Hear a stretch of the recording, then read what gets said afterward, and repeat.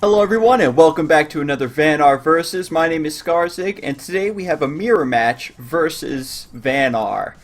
So I want to hop right in here. I have a great starting hand with the Borean Bear, Crystal Cloaker, and Bonechill Barrier. I can use those other cards to buff Borean Bear, so I'm really excited to get into this one. So I just play the Borean Bear and end my turn. Setting up for my next turn is going to be huge. Getting into the Vanar matchup, you want to make sure you control that center center column rather, as much as possible, because both of you are going to be trying to get your infiltrate units onto the enemy side of the board, and you want to make sure you have control over who gets to sort of cross that bridge, so to speak. It also keeps your general out of harm's way from Avalanche, which is a really big turnaround card that Vanar has as a faction. Keeping your infiltrate units maybe one or two rows onto their side, and then mainly keeping control of this center tile. This center row is going to be key. So right here, I play the Borean Bear, the Crystal Cloaker. I get those two mana springs, and the Bonechill Barrier is just going to go ahead and wall off my opponent and keep him on his side. He's going to trade the Fenrir Warmaster into the Borean Bear here, which I suppose is fine, since he wants to probably get rid of that 5 damage. But the thing here is that he dispels the Borean Bear and then kills it. It probably would have been better if he was going to dispel the Borean Bear anyway, to move the Fenrir Warmaster down and take out the Crystal Cloaker, because now it has a free pass to get onto his side and get its infiltrate bonus. So coming up here, I'm going to be on 4 mana, which is kind of awkward for this deck.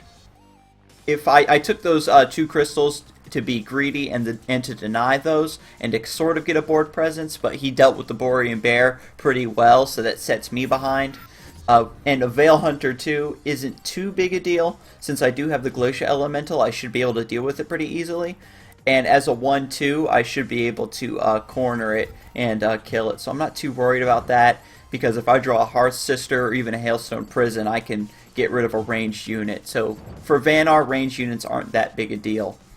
And so I'm going to take this opportunity to just push onto my opponent's side and end my turn. I just want to get the units onto the board.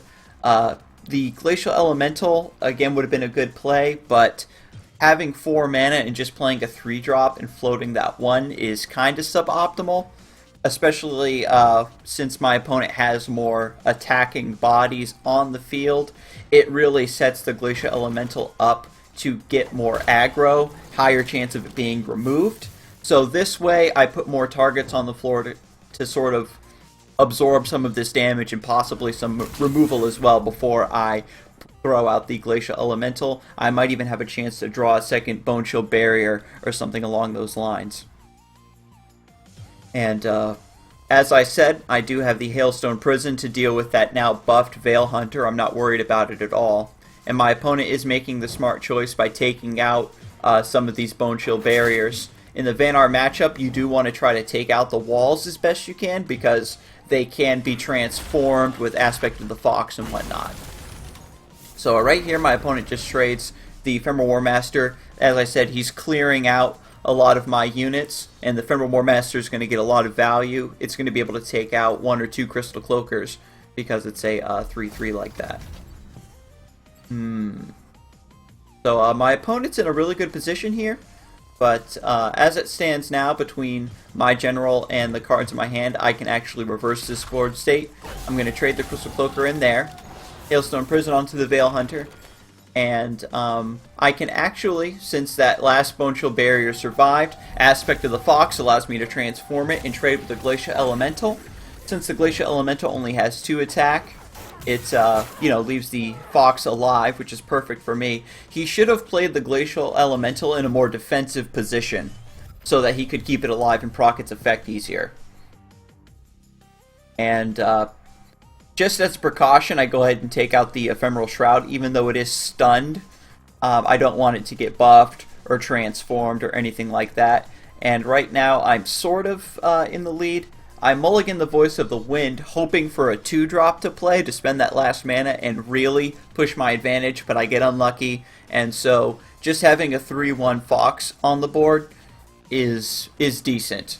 My opponent does have 5 cards and 6 mana, so there's a few plays you could make. This part of the game, during the mid-game, what you're going to see is usually 2 minions or 1 big minion or 1 minion, 1 spell. Usually those are the options.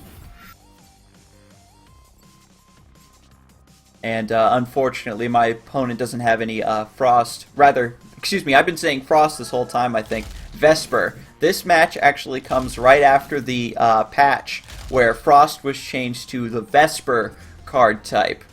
And what that did is it allows it to kind of open up the minion subtype for less, icy or frosty looking minions, and they can play more around in that design space. They went ahead and made the Soul Chaser a Vespyr minion as well, which gives Vanar more synergy overall. It gives you a continuously summonable engine for Borean Bear and Glacial Elemental, which is great. That's exactly the glue they needed to sort of keep the Vespyr deck as a cohesive engine and keep outputting those buffs and damage output. Because after a while, when you were playing a Frost deck before, a Vespyr deck before, you would run out of steam because you'd run out of Frost minions to summon. And another change here, as well as Cryogenesis, was lowered by 1 mana, making it a lot stronger. It's a lot easier on the mana curve, and being able to draw a Vespyr minion to your hand directly is huge. It gives you an option to play as follow-up when you use it to take out a target. So those are the things that Vanar needed to make the Vespyr/Frost deck type something that will be really more cohesive and viable.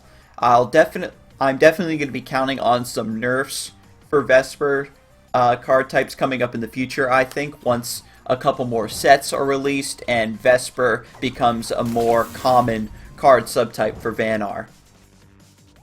But right here you can see the deck type sort of has a strange weakness, a lack of synergy, so to speak, where Borean Bear buffs by being played before a Frost minion, and Glacial Elemental wants Frost Vespyr minions to be played after it's already been played. So I suppose it opens up another strategic choice for you to make in regards to, hey, do I want the extra damage on Borean Bear, or do I want the extra damage to come out from the Glacial Elemental?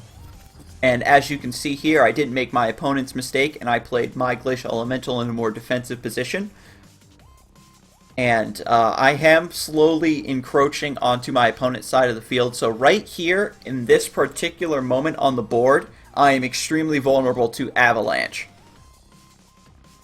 which is something that you do need to watch out for. Based on what my opponent has been playing, I don't believe he has it. You kind of have to read what your opponent's playing and how their style is. But as you can see, he's controlling that center row, and center column rather, and he's probably respecting that I may have an Avalanche ready as well. So that's the whole thing with Vanar, is you sort of get a mind game going with your opponent, and in the mirror match it plays both ways, so it's very key. So right here with the Mark of Solitude on the wall, it's a very good play to make that a 5/5 and allows it to take out the Fenrir Warmaster. The thing about that is it's a strong play for that specific turn. It would have been better if he got more value to take out a larger creature, because the wall can't move. So having the 5/2 there doesn't really affect me at all. He gets unlucky with the proc of his Glacial Elemental and it hits mine instead. So he's forced to trade his Glacial Elemental into the Ghost Wolf and transforms my Glacial Elemental so that it can't get any more value by proccing onto his stuff. And in this particular situation, I don't need to worry about that wall. I'm not going to waste the Cryogenesis on it, because the wall can't move, and I can easily play around it. Since it's up away from me, it's sort of in a poor position. So at this particular moment, I'm going to swap out the Frostfire, which is fine. Again, I don't need it, but I can play Voice of the Wind here and play the Borean Bear. The Voice of the Wind's effect procs for Borean Bear buffing it. So right here, I've managed to swing the board around, and I have a more dominant state here Again, because my opponent got pretty unlucky with that Glacial Elemental proc. That is definitely one of the more RNG-based effects in this game, but that's because the Vespyr type, especially with Bonechill Barrier, you're able to proc it multiple times on one turn, usually like 3 or 4 times, and so relying on just the one proc is where, that 50-50 shot comes up. So he lost the coin flip. And right here, my opponent's being forced into a corner. Playing the Arctic Displacer like that is always asking for trouble. I actually do have Arctic Displacers in this deck. Cryogenesis allows me to draw them to my hand if I'm lucky, and playing them along with Hearth Sisters is a really great way to finish out games. So that's the sort of combo I've been playing around with in this deck that I carried over from my old main deck from last season, Value Mercenary. And right here, with the aspect of the Drake Bomb, I'm able to move my minions in to finish off my opponent, and he just concedes. That was definitely GG right there. There's no way to get away from 4 flying units, and that's one of the reasons I do carry 2 aspect of the Drake in this deck. It allows you to take advantage of the leftover walls from Bonechill Barrier, and, maybe a Borean Bear that goes unbuffed, and things like that.